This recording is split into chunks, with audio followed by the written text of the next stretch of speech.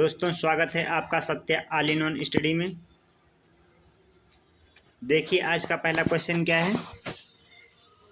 किस देश के स्वतंत्रता पाबों ने 3 अक्टूबर 2022 को उन खोजों के लिए फिजियोलॉजी या मेडिसिन में 2022 का नोबेल पुरस्कार जीता जो हमें यह समझने में मदद करती है कि आधुनिक मानव विलुप्त पूर्वजों से कैसे विकसित हुआ है। Option A Sweden, option B America, option C Bharat, option D Japan. इसका करेक्ट आंसर क्या है दोस्तों? Option A Sweden. Next point क्या है इसी में देखिएगा। नोबेल पुरस्कार यानी कितने क्षेत्रों में दिया जाता है? 6। कौन कौन से क्षेत्र में?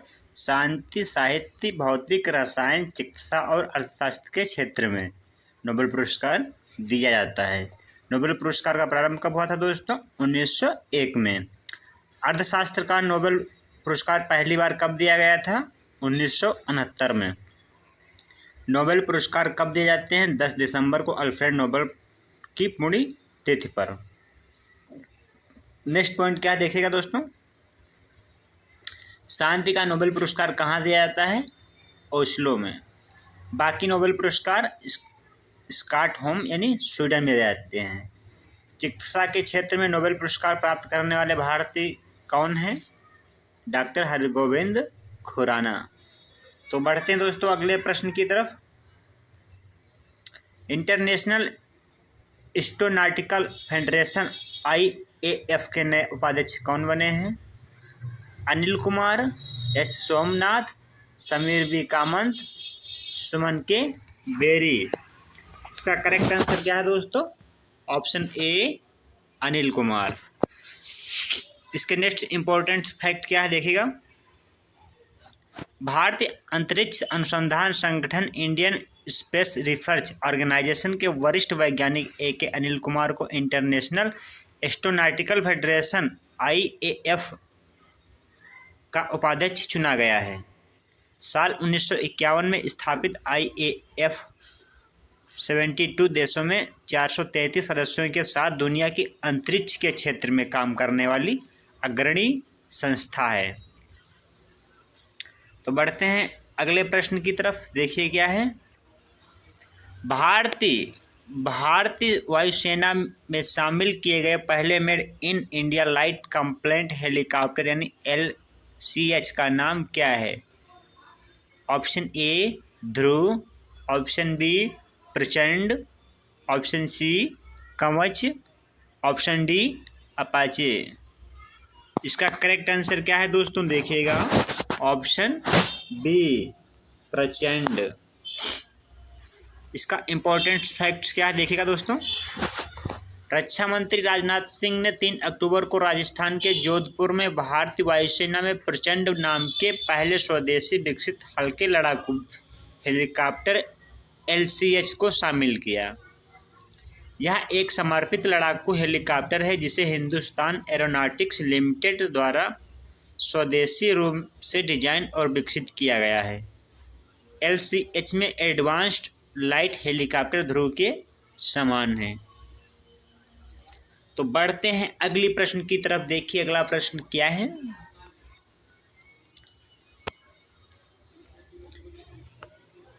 यूनेस्को ने कितने भारतीय विरासत वस्त्रों की सूची जारी की है? Option A 50, B 40, C 30, D 60। इसका करेक्ट आंसर क्या है दोस्तों? देखिएगा ऑप्शन ए 50। इसके इम्पोर्टेंट फैक्ट्स क्या है देखिएगा। यूनेस्को ने देश के 50 विशिष्ट प्रतिष्ठित विरासत वस्त्र शिल्प की सूची जारी की। यूनेस्को का मुख्यालय कहाँ पर है? पेरिस। यूनेस्को की स्थापना कब हुई? 1945। यूनेस्को के महानिदेशक कौन है वर्तमान में? आद्रे अजोले। तो बढ़ते हैं अगले प्रश्न की तरफ। अगला प्रश्न क्या है दोस्तों? देखिएगा किस भारतीय अमेरिकी को संयुक्त राज्य अमेरिका द्वारा लाइफ टाइम अचीवमेंट अवार्ड से सम्मानित किया गया है? इसका करेक्ट आंसर क्या है दोस्तों, देखिएगा। Option A Gita Gopinath, option B Parag Agrawal, option C Vivek Lal, option D Lakshman Narasimhan. इसका करेक्ट आंसर क्या है दोस्तों, देखिएगा। ऑप्शन क्या है दोस्तों, ऑप्शन नंबर सी विवेक लाल। क्या दोस्तों, विवेक लाल। तो बढ़ते हैं इसके इम्पोर्टेंट फैक्ट्स पर, देखें क्या है। भारतीय मूल के जर्नल एटॉमिक्स के सीईओ विवेक लाल को अमेरिकी राष्ट्रपति जो बाइडेन ने लाइफ टाइम अचीवमेंट अवार्ड से सम्मानित किया है। वह एक उद्योग नेतृत्वकर्ता और अमेरिका में जर्नल एटॉमिक के मुख्य कार्यकारी अधिकारी हैं, जो एटॉमिक प्रौद्योगिकी के विशिष्ट क्षेत्रों में शीर्ष पर हैं। तो इसका नेक्स्ट प्रश्न क्या है, देखिएगा दोस्तों। ऑल इंडिया रेडियो पर 1 साल तक चलने वाले मतदाता जागरूकता कार्यक्रम मतदाता जंक्शन का शुभारंभ किसने किया है? ऑप्शन ए नीति आयोग, ऑप्शन बी चुनाव आयोग, ऑप्शन सी वित्त आयोग, ऑप्शन डी योजना आयोग। इसका करेक्ट आंसर क्या है दोस्तों? ऑप्शन बी चुनाव आयोग। तो बढ़ते हैं अगले प्रश्न पॉइंट की तरफ। इसमें देखिए क्या है इम्पोर्टेंट फैक्ट्स।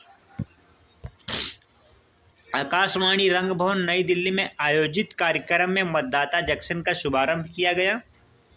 भारत के मुख्य चुनाव आयुक्त राजीव कुमार, भारत के चुनाव आयुक्त अनूप चंद्र पांडे, सीईओ प्रसार भारती मयंक कुमार अग्रवाल की उपस्थिति में इस कार्यक्रम की शुरुआत। तो बढ़ते हैं दोस्तों अगले प्रश्न की तरफ। अगला प्रश्न देखिए क्या है। राष्ट्रपति द्रौपदी मुर्मू ने अरुणाचल प्रदेश के राज्यपाल बी.डी. मिश्रा को किस राज्य के राज्यपाल का अतिरिक्त प्रभार दिया है? Option A Meghalaya, option B Madhya Pradesh, option C Uttar Pradesh, option D Assam.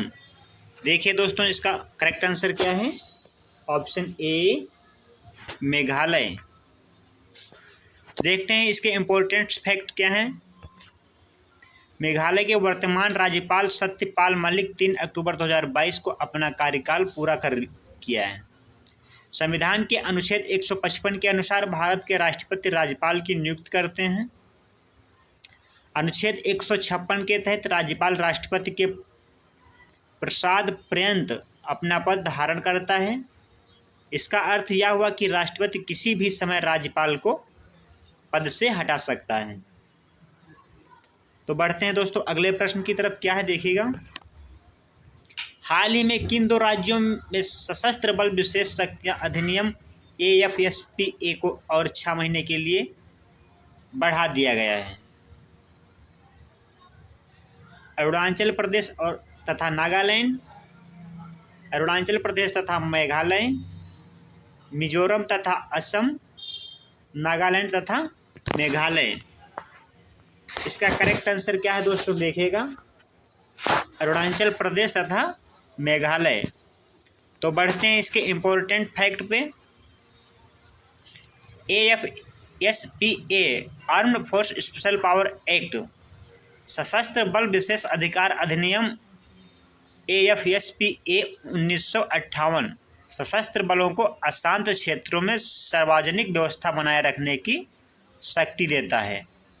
अधिनियम में प्रावधान है कि यदि उचित संदेह मौजूद है तो सशस्त्र बल बिना वारंट के किसी व्यक्ति को गिरफ्तार भी कर सकते हैं। तो देखिए इसके नेक्स्ट पॉइंट क्या है। अशांत क्षेत्र क्या है? विभिन्न धार्मिक, नस्ली, भाषा या क्षेत्रीय समूहों या जातियां या समुदायों के सदस्यों के बीच मतभेदों या विवादों के कारण एक क्षेत्र अशांत हो सकता है। केंद्र सरकार या राज्य का राज्यपाल या केंद्र शासित प्रदेश का प्रशासक पूरे या राज्य या केंद्र शासित प्रदेश के हिस्से को अशांत क्षेत्र घोषित कर सकता है। तो बढ़ते हैं दोस्तों अगले प्रश्न की तरफ। अगला प्रश्न देखिए क्या है। T20 में 11,000 रन बनाने वाले पहले भारतीय क्रिकेटर कौन बन गए हैं? Option A Virat Kohli, option B Mahendra Singh Dhoni, option C Mithali Raj, option D Jhulan Goswami. इसका करेक्ट आंसर क्या है दोस्तों, देखिएगा ऑप्शन ए विराट कोहली। बढ़ते हैं दोस्तों इसके इम्पोर्टेंट फैक्ट पर। पूर्व भारतीय क्रिकेट कप्तान विराट कोहली T20 प्रारूप में 11,000 रन बनाने वाले पहले भारतीय बल्लेबाज बने।